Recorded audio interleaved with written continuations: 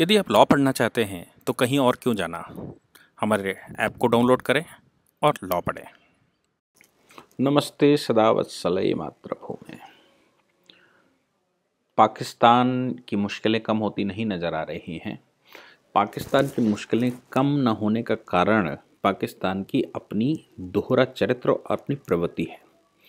प्रवृत्ति से मतलब उसकी वो प्रवृत्ति जो लूट खसोट की है, दूसरों को नीचा दिखाने की है, अपने रिलीजन को संसार में सबसे बड़ा रिलीजन बताने की है और मैं ही, यही ध्यान में रखते हुए उन्होंने हिंदुस्तान से पाकिस्तान अलग किया था। लेकिन अभी भी उनको चैन की नींद मोदी सोने नहीं देंगे।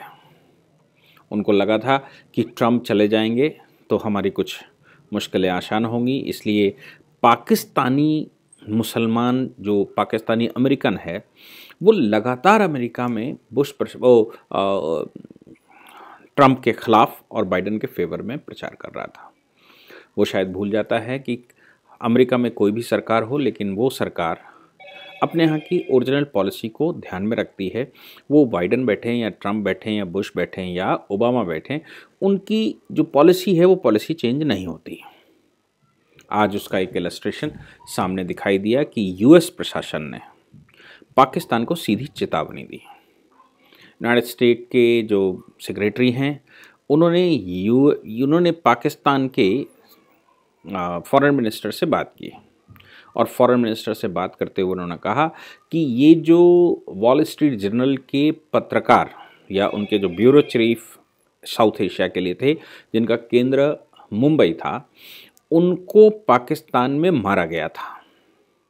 वो जो व्यक्ति ने मारा था उस व्यक्ति का नाम, वो ब्रिटिश बॉर्न था, ब्रिटेन में पैदा हुआ, पाकिस्तानी था और अलकायदा का टेररिस्ट था, अहमद उमर सईद शेख। अब अहमद उमर सईद शेख को पाकिस्तान ने गिरफ्तार तो कर लिया था, लेकिन सिंध में उसके खिलाफ मुकदमा चला। सिंध में मुकदमा चलने के बाद वो एक्विटल हो गया। उसके एक्विटल पर जो वॉल स्ट्रीट जर्नल के पत्रकार डैनियल पर्ल, जिनकी हत्या 2002 के लगभग की गई थी, उनके परिवार ने ऑब्जेक्शन दिखाया। उन्होंने कहा कि ये इस्लामिक बचाव है और चूंकि वो मुसलमान था और चूंकि वो जो जर्नलिस्ट डैनियल पर्ल आईएसआई और अलकायदा के संबंधों के विषय में रिसर्च कर रहे थे, वो पाकिस्तान में थे, सिंध प्रांत में थे, अलकायदा का आईएसआईएस जो आईएसआईएस है पाकिस्तान की, वो उस पर रिसर्च कर रहे थे, उस पर जर्नलिज्म कर रहे थे कि इनका संबंध क्या है। इन संबंधों के रिसर्च करते समय उनकी हत्या इस व्यक्ति ने, अहमद उमर शेख ने कर दी थी और अब इस व्यक्ति की गिरफ्तारी करने के बाद इसके ऊपर मुकदमा चल रहा था। उनको छोड़ दिया गया। छोड़ने के बाद पाकिस्तान ने घड़ियाली आंसू बहाए, बहुत बड़ा मुद्दा बना संसार का। लेकिन पाकिस्तान की सुप्रीम कोर्ट में भी सिंध सरकार ने एक फर्जी टाइप की अपील दाखिल की और उन्होंने भी उसे डिसमिस कर दिया। अब पाकिस्तान के अटॉर्नी जनरल ने सुप्रीम कोर्ट में एप्लीकेशन लगाई, हालांकि वो भी डिसमिस हो गई। उसके बाद वो फिर से कह रहे हैं कि हम एक नई अपील लगाएंगे जिसमें अलग से सेपरेट सुनवाई हो, एक स्ट्रॉन्ग एप्लीकेशन लगाएंगे। स्ट्रॉन्ग एप्लीकेशन लगाने का मुख्य कारण ये नहीं है कि वो जस्टिस चाहते हैं या डैनियल पर्ल को इंसाफ दिलाना चाहते हों।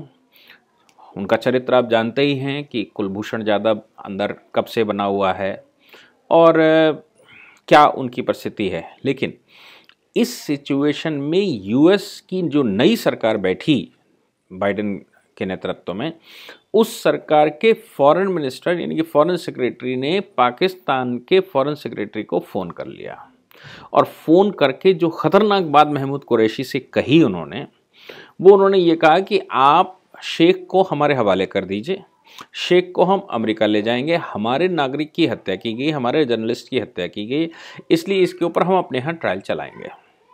अगर आप उस पर इंसाफ नहीं कर पा रहे हैं, आप उसको सही से नहीं देख पा रहे हैं, तो हम इस पर ट्रायल चलाएंगे और हम इस मैटर को दोबारा ट्राई करेंगे। यानी कि उमर शेख जो पाकिस्तान में मुकदमा चलने की वजह से बचता नजर आ रहा था, वो यूएस अब पाकिस्तान की तरफ बड़ी तेजी से सख्त हो गया है। पाकिस्तानी प्रशासन हमेशा से ये सोचता रहा कि वो बाइडेन के आने के बाद कुछ सेफ हो जाएगा, बाइडेन उनको बचाएंगे, लेकिन ऐसा नहीं हुआ। और acting attorney general Monty Wilkinson ने कहा है कि हम केस को ले जाएंगे और इस इक्वेटल के खिलाफ जो पाकिस्तान में हुआ है उसके खिलाफ हम अपने यहाँ ट्रायल चलाना चाहते हैं, इसलिए आप उसको मुझे सौंप दीजिए। अब ये तो बड़ी मर्मी स्थिति हो गई, दयनीय स्थिति हो गई। 46 साल का शेख और उस समय 30 साल 32 साल के डेनियल पर्ल रहे होंगे, 38 साल के डेनियल पर्ल की हत्या की थी, और अब उनको अगर ले जाना पड़ा, बड़ी लंबे समय तक उसकी खातिरदारी पाकिस्तान में की गई होगी, बड़े अच्छे से उसको रखा गया होगा, अवार्ड शवार्ड भी दिए गए होंगे और ये कहा भी गया होगा तुमने जो किया वो अच्छा किया, कम से कम आईएसआई और अलकायदा के रिश्तों को तो उजागर नहीं होने दिया, बचा लिया, नहीं तो पाकिस्तान बहुत बुरा फंसने वाला था। पाकिस्तान के इस मामले में एक चीज़ ध्यान देने की बात है कि ये जो शेख है, ये भारत में जो एक फ्लाइट 814 बोइंग 814 उठाया गया था, हाईजैक किया गया था, जिसमें 150 पैसेंजर थे, 1999 की बात है, उसमें भी ये शामिल था।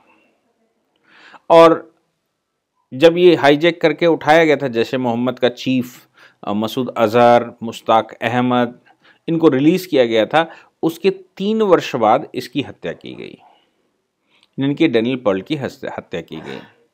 अब सवाल ये आता है कि पाकिस्तान ऐसी सिचुएशंस में क्या कर सकता है या क्या करेगा, ये देखने की बात है।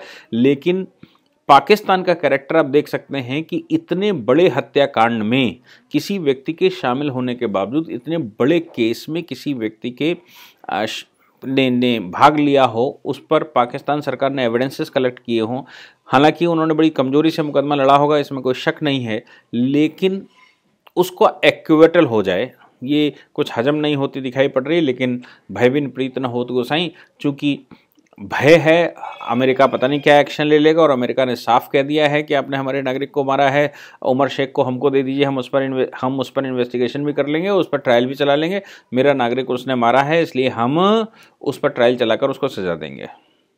ऐसी सिचुएशन में पाकिस्तान बहुत बुरा फंसता नज़र आ रहा है।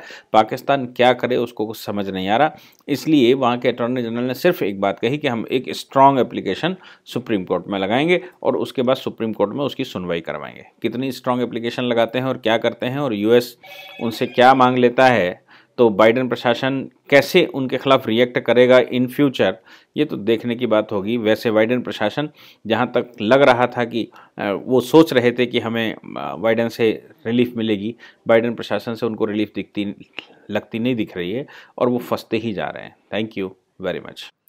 इस पूरी ऑर्गेनाइजेशन को चलाने के लिए आप नीचे डिस्क्रिप्शन से हमारे ऐप को डाउनलोड कर सकते हैं, जिससे कि लॉ स्टूडेंट्स को, लॉयर्स को और आम आदमी जो लॉ जानना चाहता है वो पेड क्लासेस का लाभ ले सकता है।